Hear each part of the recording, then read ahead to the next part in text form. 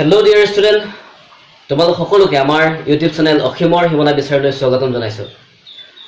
তোমালোকৰ লগত আজি আলোচনা কৰিবলৈ আগবাঢ়িছো ক্লাছ 9ৰ দ্বিতীয় চেপ্টাৰৰ দ্বিতীয় অংশ।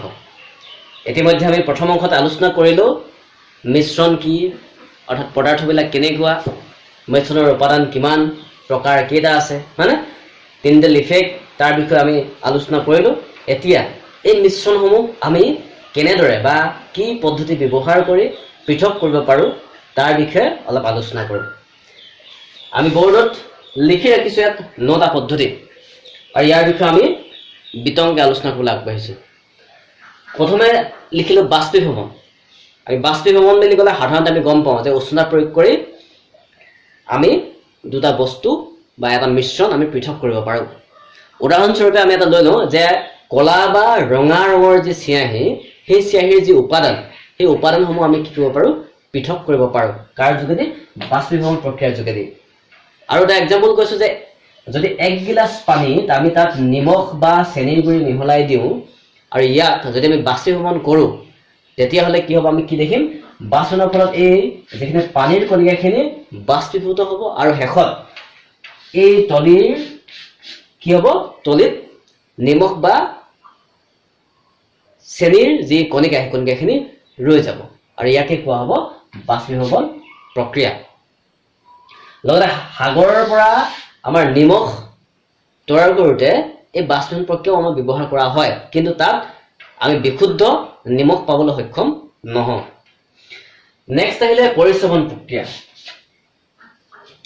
এই পৰিশ্ৰৱণ প্ৰক্ৰিয়া ব্যৱহাৰ আমি প্ৰায় ঘৰত কৰি থাকোঁ। আমি চাহ বনাওঁতে আমি চাহপাতখিনি তাত দিওঁ, সেই মিক্স হয়, কিন্তু আমি এখন চাকনিৰে সেই চাহপাতৰ গুড়িখিনি আমি আঁতৰাই লওঁ, মানে সেই প্ৰক্ৰিয়াটোক আমি পৰিশ্ৰৱণ প্ৰক্ৰিয়া বুলি ক'ব পাৰোঁ। উদাহৰণস্বৰূপে আমি এটা লৈছোঁ, পানী এগিলাচ ল'লোঁ, তাত আমি বালিৰ গুড়ি দি দিলোঁ, বালিৰ গুড়িখিনি তাত তেতিয়াহ'লে মিক্স হ'বনে? মিক্স নহয়, ই এটা অসমহত্ব মিশ্ৰণ। গতিকে ইয়াক আমি এখন চাকনিৰে চেকি কি কৰিব পাৰোঁ, পৃথক কৰিব পাৰোঁ, আৰু এনেধৰণৰ পদ্ধতিক পৰিশ্ৰৱণ পদ্ধতি বুলি আমাক কোৱা হয়। ইয়াৰ পিছত আহিলে অপকেন্দ্ৰিক পদ্ধতি। অপকেন্দ্ৰিক পদ্ধতি হ'ল কি, যে অৰ্থাৎ এটা আমি গ্লাছ ল'লো, এই গ্লাছত যদি আমি মিক্স আপ কৰি দিওঁ, অৰ্থাৎ পানী আৰু গাখীৰ দি দিলোঁ, ঠিক আছে, বা অকল কেৱল গাখীৰখিনি কথাই আমি যদি লৈছোঁ, এক গিলাচ গাখীৰ, ঠিক আছে। গাখীৰতো কিছুমান পদাৰ্থ আছে, আমি ইতিমধ্যে কৈছোঁ, মানে কি থাকে, গাখীৰত চৰ্বি থাকে, পানী থাকে, প্ৰটিন থাকে, ঠিক আছে। এতিয়া এই অপকেন্দ্ৰিক পদ্ধতিৰ এটা মূল সূত্ৰ আছে। যেতিয়া এই এনেকুৱা গ্লাছ হওক বা এনেকুৱা পাত্ৰত যেতিয়া তাত আমি এটা আহিলাৰ যোগেদি তাক জোৰেৰে ঘূৰাবলৈ চেষ্টা কৰোঁ, তেতিয়াহ'লে কি হ'ব, তাৰ গধুৰ যিখিনি কণিকা, সেই গধুৰ কণিকাখিনি পাত্ৰটোৰ তলিত জমা হ'ব, আৰু যিবিলাক পাতল কণিকা সেইবিলাক কি হ'ব, ওপৰলৈ উঠি আহিব, হয়নে? আৰু এই অপকেন্দ্ৰিক পদ্ধতি ব্যৱহাৰ কৰা হয় দুগ্ধ পামবিলাকত, গাখীৰৰ ক্ৰীমৰ পৰা মাখন বনাবৰ কাৰণে, ঠিক আছে। আৰু এনেধৰণৰ বিভিন্ন ধৰণৰ আমাৰ কাৰ্য আছে। ধৰা হ'ল ৰোগ নিৰ্ণয়ৰ ক্ষেত্ৰত ব্লাড টেষ্ট, নতুবা আমাৰ পেচাব পৰীক্ষা, এতিয়া বিভিন্ন কামত ইয়াক ব্যৱহাৰ কৰা হয়। ইয়াৰ উপৰি ৱাশ্বিং মেচিন অৰ্থাৎ কাপোৰ ধোৱা যন্ত্ৰটো এই অপকেন্দ্ৰিক পদ্ধতি ব্যৱহাৰ কৰা হয়। ইয়াৰ পিছতে আহিলে আমাৰ তৰলৰ পৃথকীকৰণ, অৰ্থাৎ পৰস্পৰ মিহলি নোহোৱা তৰল। আমি জানোৱে যে আমি যদি পানী এগিলাচৰ লগত যদি তাত আমি কিছু পৰিমাণে তেল মিহলাই দিওঁ, তেতিয়াহ'লে কিন্তু সি সম্পূৰ্ণৰূপে মিক্স নহয়, সি কি হৈ থাকিব, যাৰ যিটো পদাৰ্থৰ ঘনত্ব বেছি হোৱা পদাৰ্থটো সদায় তলত জমা হ'ব, আৰু ঘনত্ব কম হ'লে কি হ'ব, ওপৰত জমা হ'ব, আৰু ইয়াক আমি তেনেকৈ পৃথক কৰিব পাৰোঁ। নেক্সট আহিলে ঊৰ্ধ্বপাতন প্ৰক্ৰিয়া বা পদ্ধতি। ঊৰ্ধ্বপাতন পদ্ধতিটো হৈছে যে কোনো এটা পদাৰ্থ যদি নিৰ্দিষ্ট উষ্ণতাত পোনে পোনে কঠিনৰ পৰা গেছলৈ আহে, নতুবা গেছৰ পৰা কঠিন অৱস্থালৈ যায়, আৰু সেই পদ্ধতি হৈছে ঊৰ্ধ্বপাতন পদ্ধতি। এই ঊৰ্ধ্বপাতন পদ্ধতি উদ্বায়ী আৰু অনুদ্বায়ী ঊৰ্ধ্বপাতিত কৰিব নোৱাৰা পদাৰ্থৰ মিশ্ৰণৰ উপাদানবোৰ পৃথক কৰিবলৈ ব্যৱহাৰ কৰা হয়। উদাহৰণস্বৰূপে আমি ল'ব পাৰোঁ এমনিয়াম ক্লৰাইড, NH4Cl, আমাৰ ঘৰত ব্যৱহাৰ কৰা কৰ্পূৰ, ঠিক আছে, গোটা কাৰ্বন ডাই অক্সাইড, নেপথেলিন, এনেকুৱা ধৰণৰ যিবিলাক পদাৰ্থ, সেই পদাৰ্থবিলাক পৃথক কৰিবৰ কাৰণে ঊৰ্ধ্বপাতন পদ্ধতি ব্যৱহাৰ কৰা হয়। ইয়াৰ পিছত আহিলে বৰ্ণলেখন পদ্ধতি।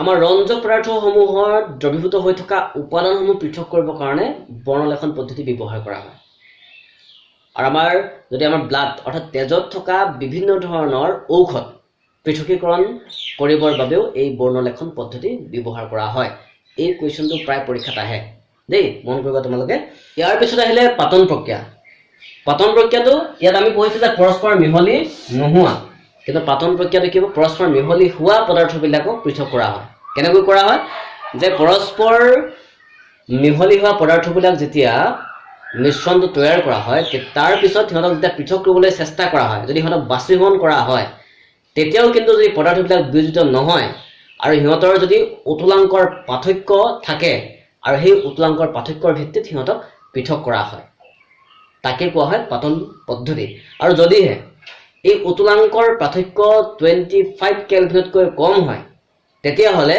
তাক আংশিক পাতন প্ৰক্ৰিয়াৰে পৃথক কৰা হয় উদাহৰণস্বৰূপে আমাৰ বায়ুমণ্ডলৰ যি বায়ু nitrogen oxygen argon helium carbon আছেনে এই গোটেইবিলাকৰ সিহঁতৰ উতুলাংকৰ ভিত্তিত সিহঁতক কি কৰা হয় পৃথক কৰা হয় আৰু লগতে আমাৰ মাটি তলৰ পৰা উলিওৱা সেই খনিজ পদাৰ্থসমূহৰ অৰ্থাৎ আমাৰ যিখিনি অইল ঠিক আছে অইলবিলাক প্ৰথমে পেট্ৰল ডিজেল কেৰোচিন এনেকৈ বিভিন্ন ধৰণৰ সিহঁতক বেলেগে পৃথক কৰা হয় সেয়া হৈছে আংশিক পাতন এতিয়া স্ফটিকীকৰণ পদ্ধতি কি হ'ব এই যে আমি বাষ্পীভৱন প্ৰক্ৰিয়াৰ যোগেদি আমি সাগৰৰ পানী পৰা আমি কি কৰিলোঁ নিমখ প্ৰস্তুত কৰিলোঁ নিমখ আমি পৃথক কৰিলোঁ কিন্তু সেই নিমখখিনি কি হ'ব বিশুদ্ধ অৱস্থাত আমি পাব নোৱাৰোঁ ঠিক আছে আৰু তেনেকুৱা পদাৰ্থবিলাক বিশুদ্ধ ৰূপত পাবৰ কাৰণে এই স্ফটিকীকৰণ পদ্ধতি ব্যৱহাৰ কৰা হয় বা আমি এনেকৈ ক'ব যে স্ফটিকীকৰণ পদ্ধতি এনে এক পদ্ধতি যাৰ সহায়ত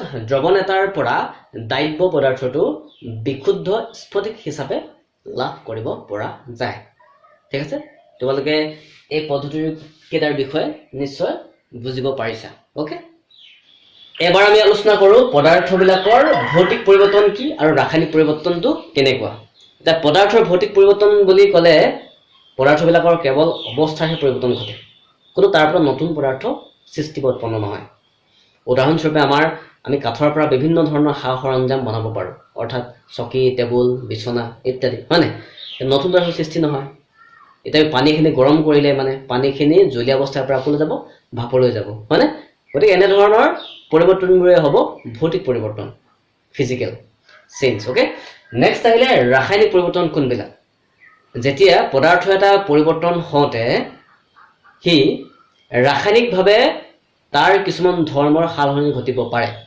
তাকেই কোৱা হয় ৰাসায়নিক পৰিৱৰ্তন অৰ্থাৎ ৰাসায়নিক পদাৰ্থৰ পৰিৱৰ্তন ঘটে তেতিয়া তাত এটা নতুন পদাৰ্থৰ সৃষ্টি হ'ব পাৰে তাকেই কোৱা হয় ৰাসায়নিক পৰিৱৰ্তন উদাহৰণস্বৰূপে তোমালোকে যদি এখন দা বা তেনেকুৱা লুৰ কিবা বস্তু তোমালোকে ৰাতিটো বাহিৰত থৈ দিয়া তেতিয়াহ'লে পিছদিনাখন পুৱা কি দেখিবা সেই লুৰ সামগ্ৰীটোত দাখনেই হওক কটাৰীখনেই হওক তাত কি হ'ব এটা মামৰ সদৃশ কিবা এটা পদাৰ্থ দেখিবলৈ পোৱা যাব তাক ৰঙচুৱা আমি যদি চুই চাওঁ ৰঙচুৱা পাম অৰ্থাৎ নতুন পদাৰ্থ এটা সৃষ্টি হ'ল ঠিক আছে আৰু এনেকুৱা ধৰণৰ বিভিন্ন ধৰণৰ উদাহৰণ আমি যদি চাওঁ ৰাসায়নিক পৰিৱৰ্তন অৰ্থাৎ এজোপা গছ সৰুৰ পৰা ডাঙৰ হ'ল বৃদ্ধি হ'ল এয়া ৰাসায়নিক পৰিৱৰ্তন ঠিক আছে আৰু এনেকুৱা ধৰণৰ বিভিন্ন ধৰণৰ আমাৰ ৰাসায়নিক পৰিৱৰ্তন আমাৰ চাৰিওফালে আছে তোমালোকৰ কিতাপত ৰাসায়নিক পৰিৱৰ্তন এটা মই পঢ়িবলৈ চেষ্টা কৰিছোঁ কাগজ এখিলা পোৰা বা কাঠ পোৰা ই এটা ৰাসায়নিক পৰিৱৰ্তন কেনেকৈ হৈছে কাগজ খিলা পোৰাৰ লগে লগে তাৰ পৰা এখিনি কোলা পদাৰ্থ সৃষ্টি হৈছে যাক আমি কাৰ্বন বুলি কওঁ ঠিক আছে লগতে তাৰ পৰা তাপ উদ্ভৱ হৈছে হয়নে গতিকে এনেকুৱা ধৰণৰ পৰিৱৰ্তনবিলাক হ'ল ৰাসায়নিক পৰিৱৰ্তন তোমালোকে এই ৰাসায়নিক পৰিৱৰ্তনৰ বিষয়ে ইয়াৰ পাছৰ ক্লাছত বেছি ধুনীয়াকৈ পঢ়িবলৈ পাবা ঠিক আছে এতিয়া আমাৰ এই বিশুদ্ধ পদাৰ্থবিলাক আমি কৈ আছোঁ এই বিশুদ্ধ পদাৰ্থবোৰ কেনেকুৱা বা কেই প্ৰকাৰৰ ঠিক আছে আমি তাক আলোচনা কৰোঁ বিশুদ্ধ পদাৰ্থ বুলি ক'লে প্ৰথমতে আহিলে আমাৰ মৌল আৰু এটা আহিব কি যৌগ মৌলসমূহ তিনি প্ৰকাৰৰ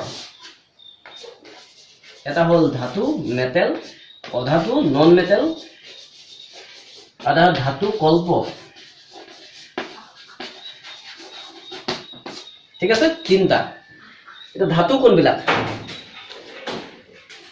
ধাতু সেইবিলাক যিবিলাকৰ দ্ৰুতি বা চিকমিকনি আছে, যিবিলাকৰ ৰং ৰূপালী, বগা, সোণালী ইত্যাদি ইত্যাদি হ'ব পাৰে। ধাতুবোৰ বিদ্যুৎ আৰু তাপৰ সুপৰিবাহী, ধাতুৰ মাজতে বিদ্যুৎ পৰিবহণ ঘটিব পাৰে। ধাতুৰ নমনীয় গুণ আছে, অৰ্থাৎ আমাৰ কি হয়, আমি ধাতু এটা খুব সৰু পৰ্যায়লৈকে তাক লৈ যাব পাৰোঁ, কোবাই পিটি তাক কি কৰিব পাৰোঁ, আমি সৰু দীঘল কৰি পেলাব পাৰোঁ। আৰু কিয় পাৰোঁ? এই নমনীয় গুণৰ কাৰণে পাৰোঁ। নেক্সট আহিলে ধাতুৰ ঘাত সহনশীলতা। ধাতুক আমি কোবাই পিটি তাক বেলেগ বেলেগ আকাৰলৈ আমি পৰিৱৰ্তন কৰিব পাৰোঁ। ঠিক আছে, ধৰা হ'ল আমি এটুকুৰা লোৰ পৰা আমি এখন দা তৈয়াৰ কৰিব পাৰোঁ, বা তেনেকুৱা ধৰণৰ বিভিন্ন আমি সা সৰঞ্জাম তৈয়াৰ কৰি ল'ব পাৰোঁ। আৰু ধাতুবোৰ কোবালে এটা সোণালী শব্দ শুনিবলৈ পোৱা যায়, অৰ্থাৎ এতিয়া তোমালোকৰ স্কুলৰ ঘণ্টাটো যেতিয়া বাজে বহু দূৰলৈকে সেই শব্দটো যায় আৰু বাজি থাকে বহুত দেৰিলৈকে, হয়নে? সেইটোকে কোৱা হয় ধাতুৰ সোণালী গুণ।